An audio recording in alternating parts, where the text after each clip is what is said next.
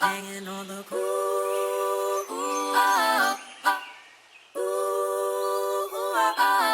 Hanging on the cool.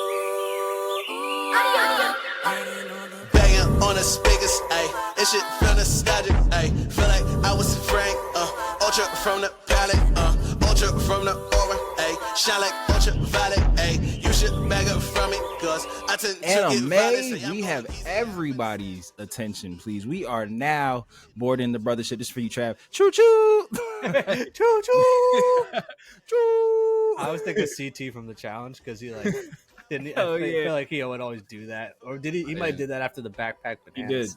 He did. The bananas backpack. Choo choo. Boston strong. I'm currently watching the challenge, Vets and New Threats, and it's the greatest thing ever. Wait, you're watching it? How did I? Wait, hold on. Sorry. You're watching Vets and New Threats? Sorry, fans. Hold on. Sorry, sorry, brothership fans. Hold up. How did I not know? I love the challenge, bro. I watch it every year. That's like my shit, yo. Stop. There's no way I'm just finding out now that you're a challenge watcher. I was actually tonight. I'm like 2 episodes behind in Vets. Yo, me too. I was gonna watch it later tonight. Hold on. I'm 2 episodes back too. Hey, how did I not know that you were... BSPGT fans? Hold on, real quick. We'll get to it. I've been looking for somebody to talk the challenge. Dog, I love the challenge, bro. I watch that shit every year. Dog, Leon's just here for vibes, bro. Yeah, only vibes. My man's like 8-time finals contestant. Zero. You mean wins. Leroy. Dog, I think it was him and Anissa are just here for the vibes. Oh, yeah, Anissa. Yo, fun fact. Shout outs to Anissa. I run into her all the time. Yeah, she's from Philly, and she remembers me every time. Oh, really? Like, that ass, yo. And she smells amazing. Vanilla and chamomile. Shout outs to Anissa. If you're hearing this, come on the pod. I don't know if you like anime, but hey, look, we can talk the challenge with you. Me and Jordan run into her regularly, and she remembers us. And she remembers us every time, yo. And it's always like years between like meetings. It's not like every couple weeks. It's like always years. She's like, oh my god, lovelies, how are you? Like every time. That's great, man. But I fucking love the challenge, bro. The last it wasn't this one. It wasn't the It wasn't the last challenge, but the one before is when I finally gave up my hopes and dreams of Leroy winning. Yeah, because he went so far, and the one before challenge 40, or maybe he was like 2 before challenge 40. He actually made it really, really far, and was finally playing like a smart game. And I was like, might be Leroy's time, and nope. So I'm just glad. You know what? At this point, though, he at least has to have like a good number that he needs to just go, because you know how certain people have certain numbers that they get paid just to go on the challenge. Like I'm sure CT is probably probably the highest of them all. I would him and Bananas definitely. Yeah, I feel like Leroy is probably it's probably a good amount. It's probably up there because she always gets like super far too. Because she won the one when they were in like Ireland, or like where the challenge was like where they were like in that castle. She won. Yeah, but then, I fucking love the challenge. That's crazy. That's so crazy. Especially too since I watched Love Island, so I see like some of these Love Island people on here, and it's just hilarious because the ones that go on the challenge, I'm like, okay, this makes sense. Like when I watch them on Love Island, I would like Jake. When I watched Jake on Love Island, I was kind of like, I feel like this show not for you. I feel like you're not really meant for this, but he doing well in the challenge so far. So, bro, that's what I'm saying. Like him, like Justin, I fuck with him. Yeah. Yermy's the homie. Tarzan. Tarzan and the Janes. Yes. Yeah, no, I like this batch of new threats. Yo, I'm fucking with the new threats like hard. Yo, like I like this dynamic, and I like how the teams like you have to pick like someone of the opposite, like why you can do that, and then like how they hit the switch up with like every week was a different partner, but then when they hit that John, they was like, all right, your points, you could pick who your permanent partner is for the rest of the game and all that shit, bro. Like, yeah. I got to see that episode too of like who the people pick. Oh yeah, so that's where. So we're probably at the same part. Yeah, then. yeah. He just revealed the goat twist. The goat karting episodes. The last one you watched. Yes. That's the last one I watched too. and also too, this is a new content loaded. Yo, I would be down. And this is a TJ Lavin appreciation podcast. Hell yeah!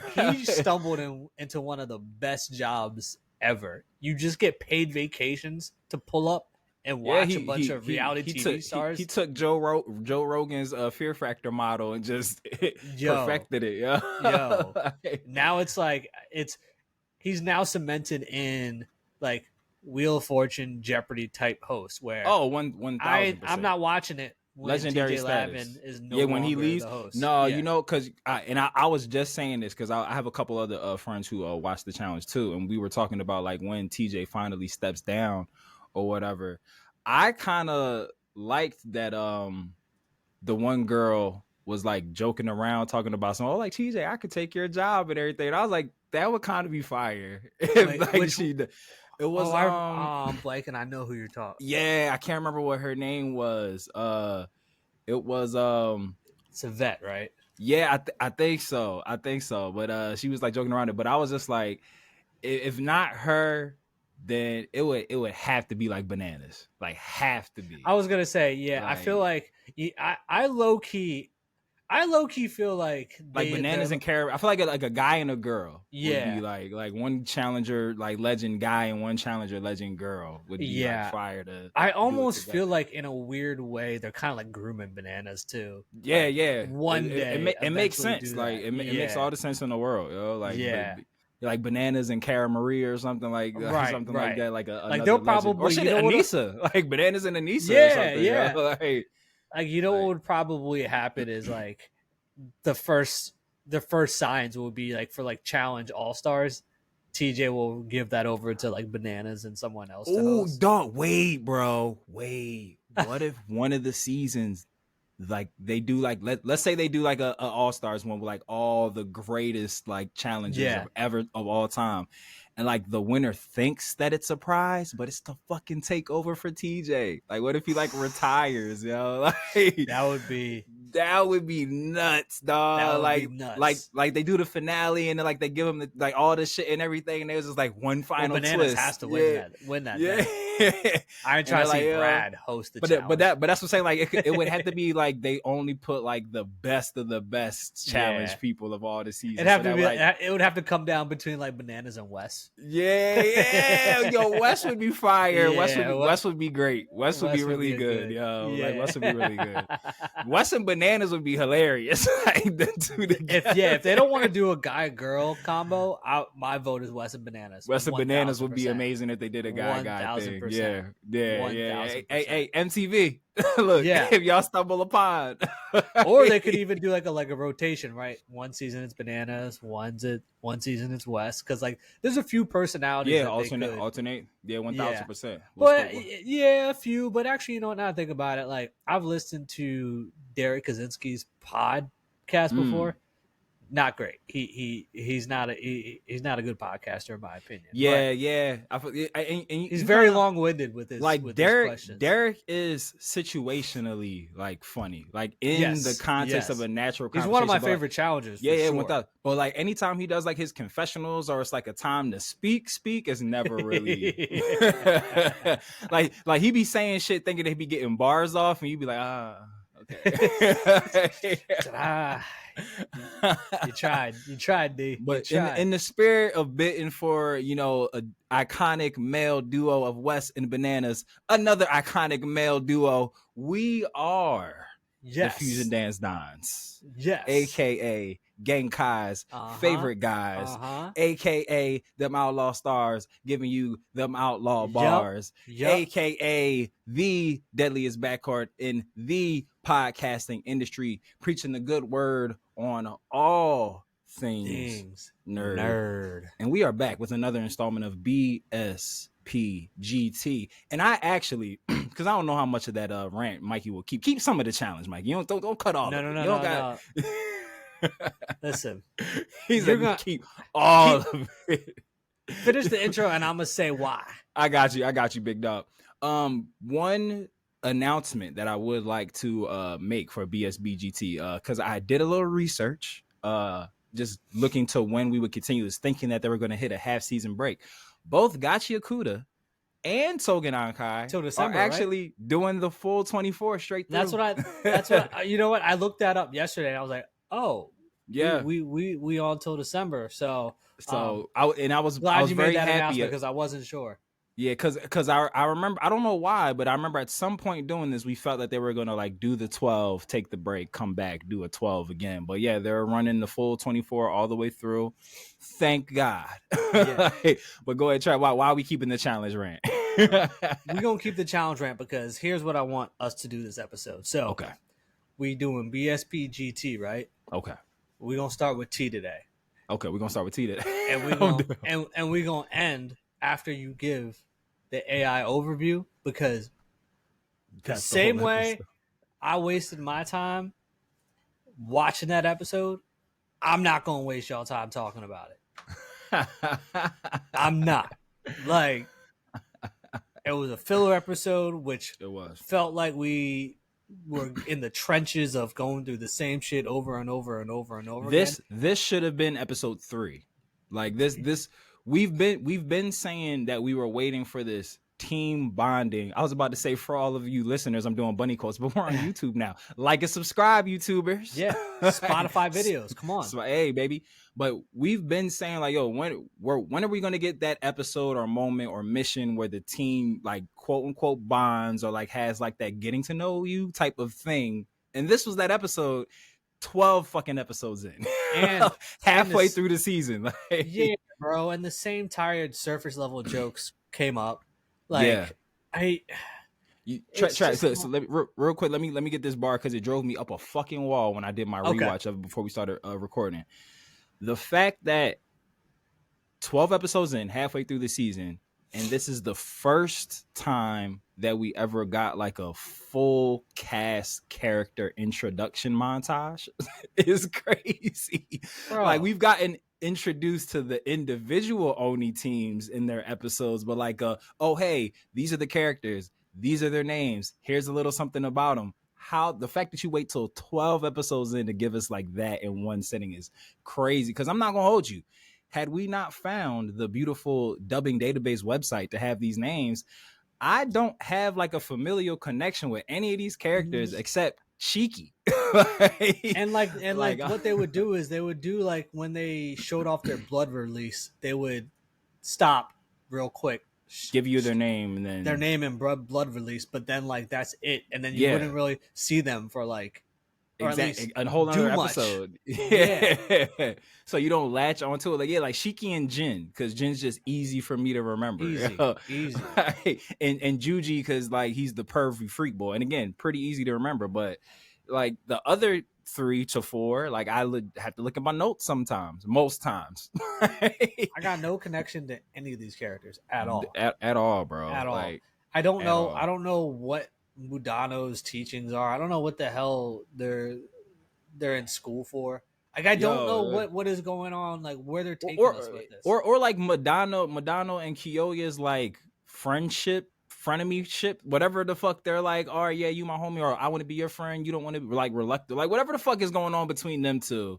Or like if they used to be classmates, and then like, you know, like it reminds me a lot of like Eraserhead and Hawk's dynamic, but but we get backstory of who those people are to make us care about their relationships. And I feel like they made them jump into the, grow up fast, apply your teachings moment too quick. Because number one, they didn't learn shit. They were stopped in the middle of their first lesson and had to go into this fucking dojo for about 10 more episodes. Shiki still does the same bad gun technique that they've said every time he uses it, hey, you waste a lot of plasma doing it like that. And he still does that same technique.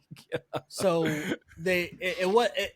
I feel like outside of learning that Shiki is a children of Kishin. Yeah. What do we got? They took us to this filler episode as if like, oh, we just achieved a monumental moment by concluding this last arc. Well, also now we just now met the principal of the school, and we doing what we don't know. We don't even know what Madano does. That's bro.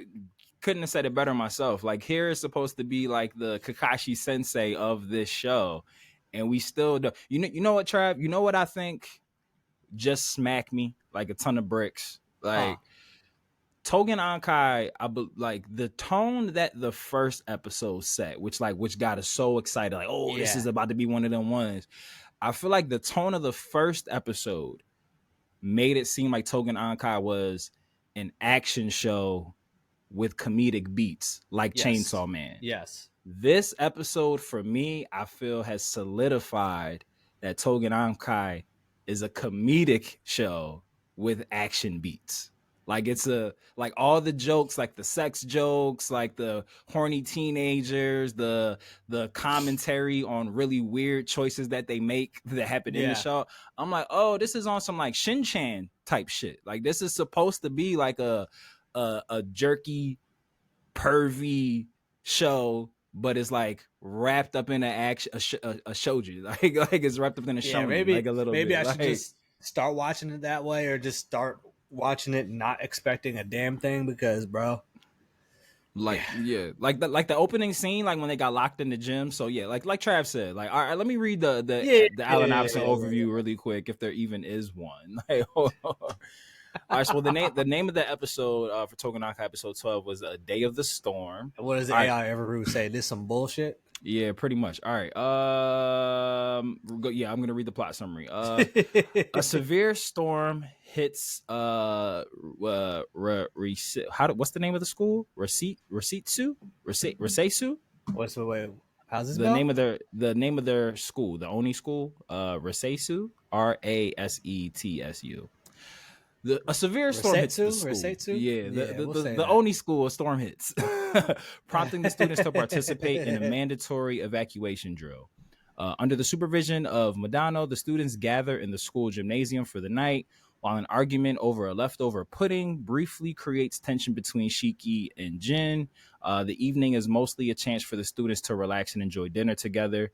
Later that night, the boys decide to tell ghost stories. Shiki, who is secretly terrified of ghosts, has to endure his fear. The lights suddenly go out and an eerie white figure appears, pointed out by Jin. Many viewers found this episode to be a light-hearted filler episode that allows for more casual character interactions before the start of a new major story arc. Yeah. Ooh. Whoa! What an episode. We should be excited. Yeah, it's crazy, Track, because I high key remember maybe like 3-4 episodes back when we were talking about Tsubakiri seeming like he was going to be an arc villain when he shouldn't be, and that's exactly what ended up happening. It was like the pacing of this first arc is really strange. And it's like I'm half convinced that the back 12 is about to be one singular story as well. like whatever their next mission is, like that's what we're about to get. Are they even going to learn anything? They're just going to be interrupted by different. Because I feel like what's his name? What's the one Momotaro that we just got introduced to, the episode before? Like, he's now trying to go after Shiki, and I feel like Shinya, the douchebag boy, who was real mean to the one girl. Yeah, that's what I'm saying. Like, he's about to show up next and interrupt whatever Madano is going to try to teach them. Right. And yeah, because he's on his way to the school. Right. Look, the dog. If the back half is literally just the same thing. them defending the school from the Momotaro, except it's just Shinya instead of Tsubakiri. Exactly. And instead of the dojo, it's the hallways of the school. Yeah, man. It's like or if they have to fight in the gym for the next bro. Yeah, I'm sorry if that's what happens, we about to just do BSPG and then just do a summary of the rest of the season in December when it's done. Let the back 12 run out and just do one overview, one big overview. Hey, look, I'm not completely against that. You know what it is? We about to make it BSPGC, the C for the challenge. We about to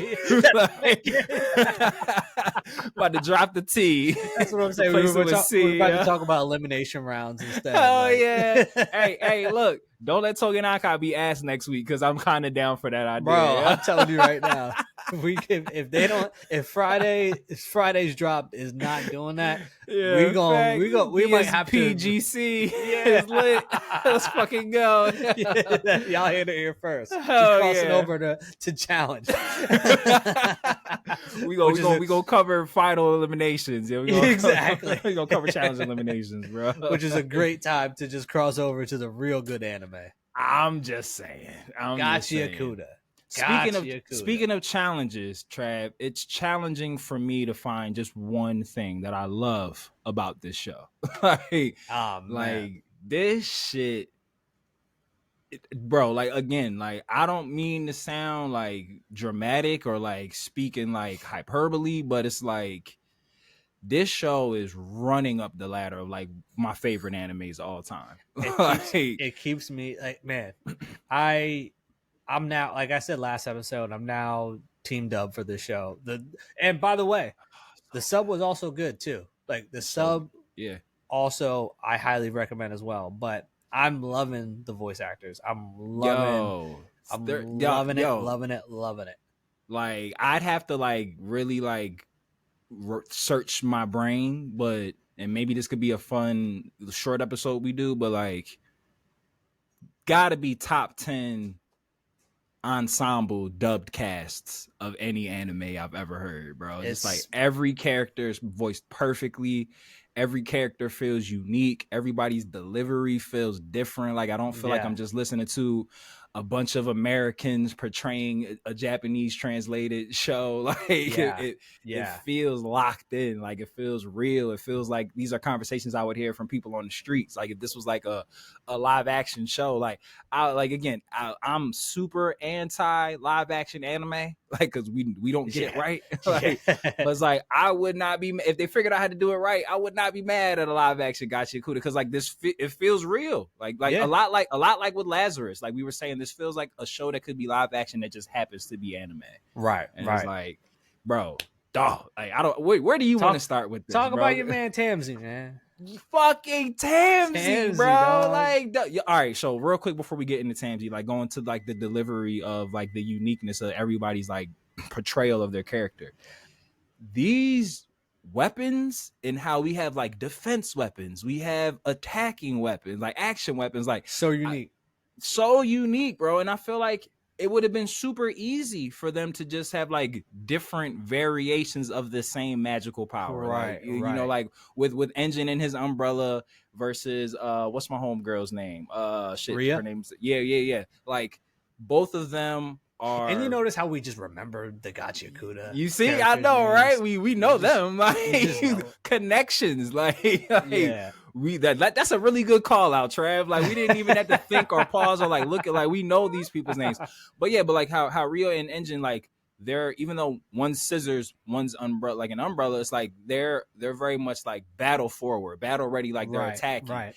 But Tamsy's is like, yeah, like his is for like restraint, but can be used like in an attacking sense. But and the more that you struggle against it, the more you try to get out of it, the more you're gonna damage yourself. Which is fire. I even love the concept of like him letting people go does damage. Like you disorienting the fuck out of people, spitting the shit out of them to like let them out. No, but yeah. And what could have been said was viewed as a filler episode with Remlin.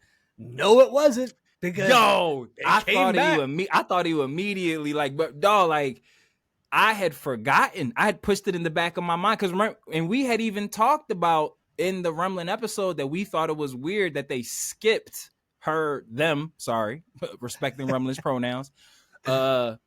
We had thought that it was like, oh, this whole episode was based around Remlin drawing these runes on the team, but we never see them do it. Like it's just like they skip past it, and we just like, oh, like okay, that it's was like, kinda... they visited a canvas town, and I still enjoyed the episode. Exactly, and then it's like it did whoever's idea it was to like, hey, let's make the fact that we need to get these sigils done big, but like downplay the actual drawing to make the viewer forget that we have these protective things on them, and then for them to bring it back and be like, oh shit, I totally forgot they had these protective spells on.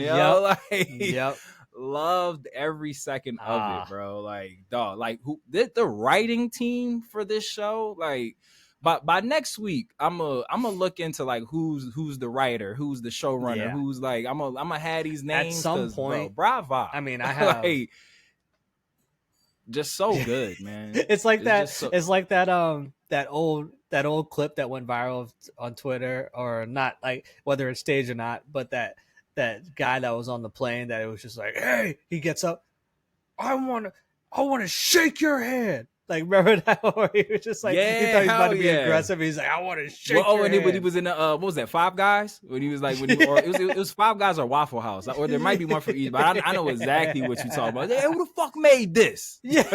Hey, yo, no, I want to know who made this shit. And then all his coworkers snitched on it. He was like, yeah, no, it was him, yo. Like, he's like, he made that job. That's how I feel when I watch Gachikuda. Yo, I wanna say, I want to give flowers to my homie while he heard the smell on Trav. You had called it. You was like, you was just imagining a scene with Delman and a flower watering some plants. And then we got that exactly. Like, with his wife, man. Him, Big Bruiser, watering his plants. Yeah, with his wife, who was the gentle giant that loves nature. That was the scene that you called like to the T. Like, and again, yo, like I feel like every time we get on these airwaves, and now visually, because we're on YouTube, smash that subscribe button and likes. We say that now. This is my I'm on your camera. Who are you these shits now? Take a flip, blink. But yeah, it's just like I keep finding myself to struggle with putting together like coherent sentences of like all the things that I like about what's happening in the episodes, because it's like there's so many like, oh shit, we talk again, we have probably dragged through the mud and beat to death the term, subverting our expectations, or like when a show does something different than what you're used to being programmed, especially like as longtime anime fans.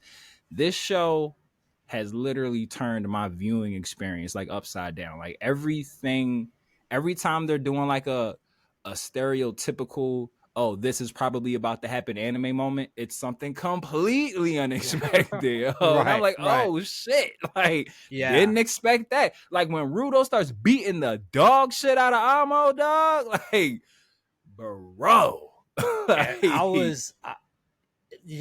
you felt like one of the cleaners in that moment, because everybody was just so shocked at what was going on. Like, I remember I was watching that and I'm like, yo, anybody gonna stop her? And like, I'm so interested.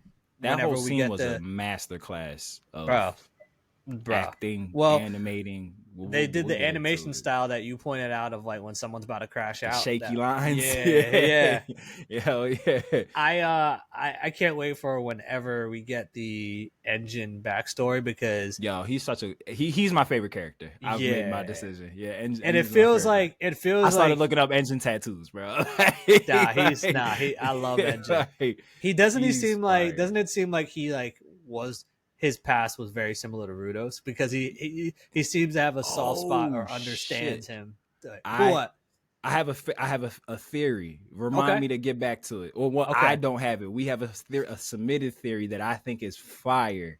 Okay. I want to bring Is it in relation to Engine, or it's in relation to like the overarching show, but what you said triggered my memory of it. Okay. When you were talking about like Rudo's like upbringing, like I can like Engine.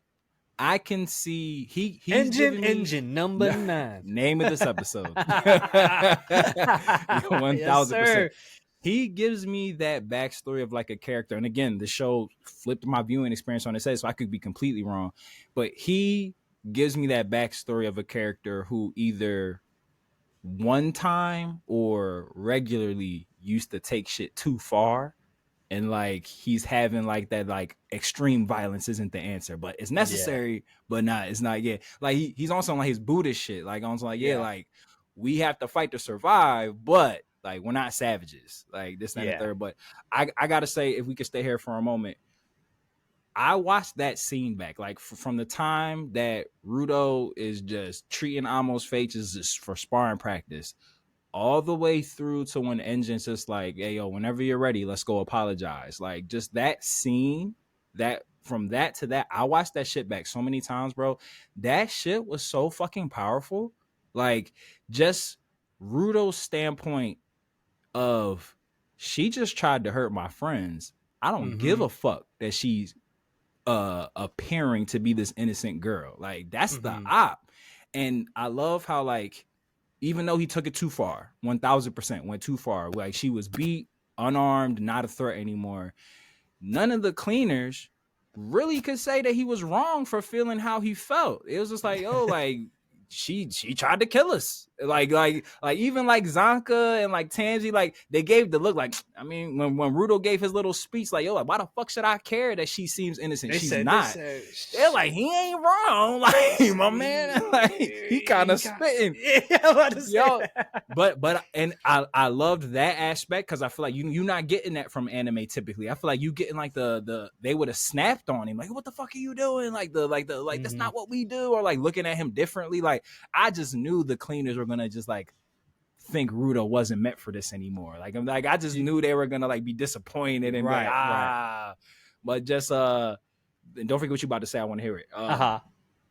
Just Rudo being able to say like, yo, like, I know y'all don't like what I just did, but this is how I feel, and them like accepting the feelings, reading their room, saying like he's not necessarily wrong, but we want to teach him better. Even Engine having the wherewithal to be like, let me not check you in front of everybody. This doesn't need to be in it. Like, because when Engine hit him with the thing, he was just like, yo, like, I get it. You feel how you feel, but she has the information that you want, and you just pistol whip the shit out of her. Why would she want to tell you shit now? You might be stuck here. Yo, just that teachable moment of him saying like, yeah, like, well, how are we going to get answers now? And like Rudo's realization of like, oh shit, I just crashed out and I totally forgot that we needed this girl to get information. Like, just that, you don't get that from another anime. Him deciding to pull Rudo to the side and be like, yo, let me come talk to you over here. And then them having like a conversation about feelings and Engine being like, yo, I like bitches, but I can't commit. Like, even that, like, yo, even that, yo, and he's like, and that's why I'm alone. Like, even that, yo, like, and then the cherry on top to be like, yo, this was the op. She tried to kill us. She was dirty. We've had the conversation. We understand her. She understands her. Whenever you ready, let's go apologize. Like, what, bro? Like, get dog. Engine basically said you were valid to feel the way that you did, but you still made the wrong decision.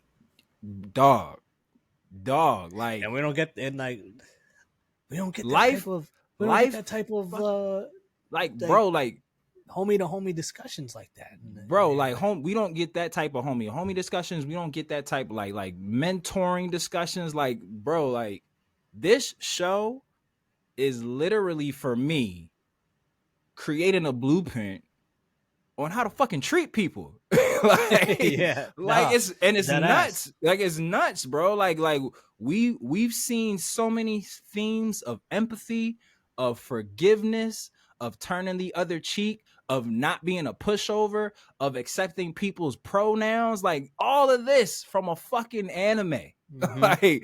Like that still got 12 more episodes to cook, yo. Like we got themes of found family, like, except like, bro, like this show has like really been like a spiritual experience for me, dog. Like, I got a dark question for you. Bring it on, daddy-o. Not saying I like would advocating or want this to happen, but do you think this is like a foreshadow of because what's her name was just before he even raged out, Semu was talking about alluded to the darkness within him.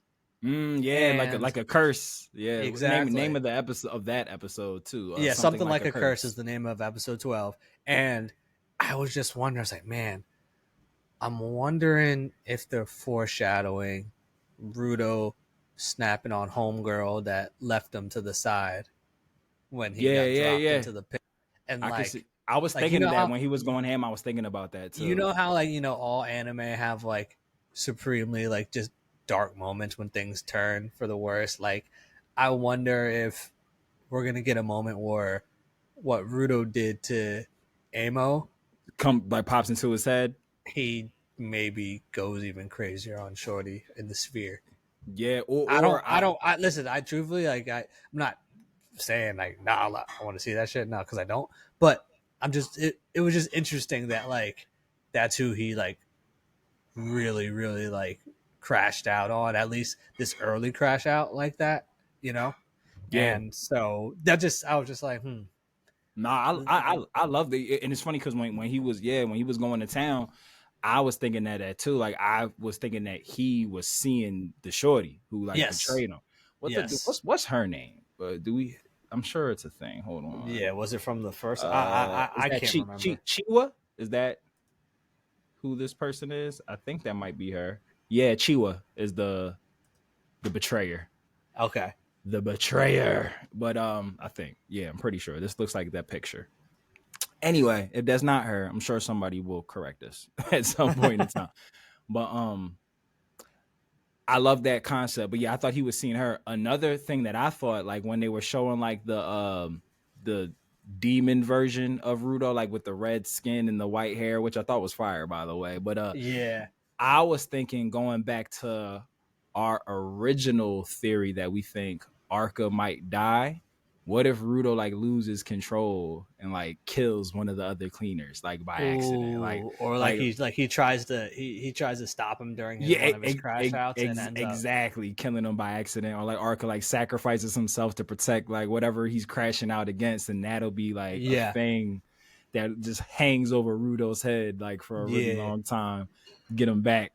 Like bitch ass Yugi Moto when he lost to the superior duelist known as Seto Kaiba, and wanted to retire from dueling on one loss. Yeah, bitch ass nigga.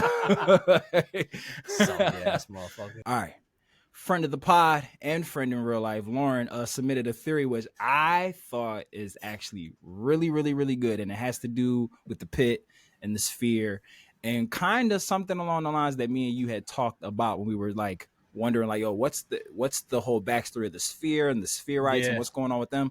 So Lauren's theory is, she said, what if everyone in this world, sphere, ground, doesn't matter, everyone has the ability to be a giver? Like everyone, that's just a universal magical power. And the people in charge, the spherites, or whoever's in charge of the spherites and the sphere and everything, they don't want the masses to know about this power, and that's why the spherites throw everything away, because they can't develop connections to things because they discard all their objects. And then so like still in their hubris, when they discard things and people going away, they're not knowing that people are surviving the fall. That could be whatever magical entity is down on the ground. And this is me kind of adding to a theory now, like what Lauren's saying, like maybe there's like a magical entity that counters, like, all right, look at it this way. Let me finish Lauren's thing and then I'll add to it really quick. Okay. But her thing is like everybody could be a giver. Whoever's in control of the sphere knows this, and to keep people in check, that's why they have everyone throw shit away, be wasteful, like don't hold on to objects, because we know the giver's power is when you develop attachments to objects. That's how you can put your power through to it. So she was saying that like discarding everything, and the people who are surviving like the banishment, they're able, because they're so poor or like not as well off, they care about things more, like they develop attachments to objects because they have so little, unlocking their power. And then she was saying another thing is, what if the thing that keeps the sphere up is a giver?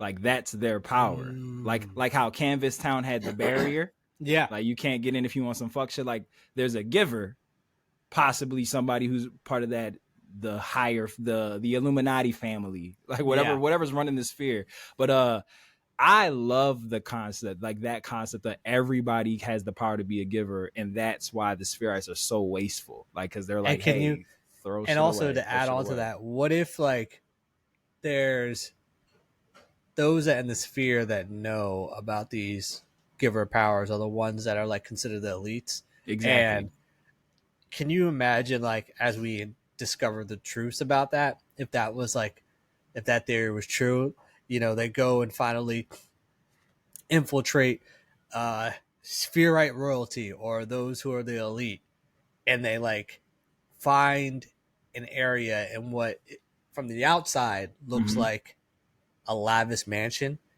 and like they find a room that just looks like straight dumpster, and they're like, why would this be here? And they're like, this is we turn to this when we start training the elite spherites. We have them find their instrument here. Nice. And then they're like, they put two and two together, like, oh, that's why they didn't want certain people to have. And then somehow we learn about, you know, the strength of the gloves that Rudo has, and why it was even more reason why he couldn't. The Watcher series, the Watchman or some shit. Yeah, something series. I love that theory though. I love it. Yeah. I think if there was a way that came to fruition, that would be fire. Let me. I want to hop on something that you just whoa. What you about to do, boy? I would like to add on to what you just said. Freak boy. I know, right? That's why I got kids now, man. Shit. But to kind of like piggyback on what you were just saying, Trav, like, what if to bring in Lauren's theory of like the fact that the sphere can float, like that's like a giver's power, like maybe the OG giver, like, or what if like two things. This, before my hot take, I'm kind of starting to feel like the Raiders might not be bad guys.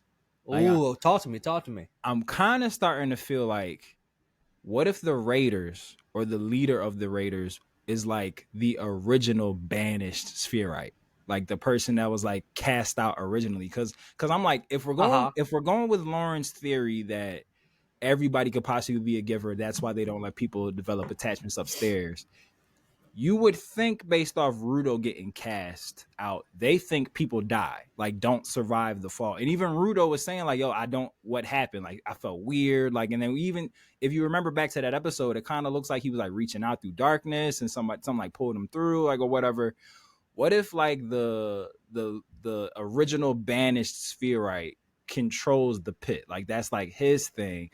And he saves people who get discarded because he's trying to build up a giver army to go back upstairs. Or even if not an army, just like, if I let people get powers, eventually they're going to get sick of being the bitches of life. And eventually they're going to want to rebel anyway. Like, I don't even got to do anything. I just got to get these people yoked. Like, so what if he's like saving people who fall? Like, oh shit, that person has potential. Let me save this person. Like, oh, this person could be, let me save this person or something. And like, whoever like the main spherite is, maybe has like a connection with like whoever the powers that be control. Or maybe like I said, maybe it's a group thing. Maybe there was a group of banished spherites that control the pit. And there's like one spherite that's working with them to kind of give them the intel when that was strike. That was probably Rudo's dad. That was probably right. What was that? That was probably Recto. Like, Recto was, because he seemed like, because even though he lived on the outskirts with Rudo and stuff, like his clothes didn't seem as fucked up, and he had like on like the high class spherite fit. It was just a little dirty. So like, yeah, like I feel like Recto. I'm not saying we need to learn more about Recto. Yeah. I'm not saying that Recto was like he's like a retired cleaner or something, but like I feel like he definitely had, whoever this angel is that we've heard from Amo that moves back and forth. I kind of feel like Recto might be the person Amo's talking about. Like, because so tell the listeners about what I was just about to say. Referring to. So we know that we went to go see Amo. because there was a rumor of a woman who had seen people going back and forth between the pit and the sphere, or knew how to do it. We learned that that's Amo, who speaks in the third person. And Amo says after Rudo gets dog walking there, they patch her up, calm her down, because the cleaners, they're upstanding guys and gals and everything in between.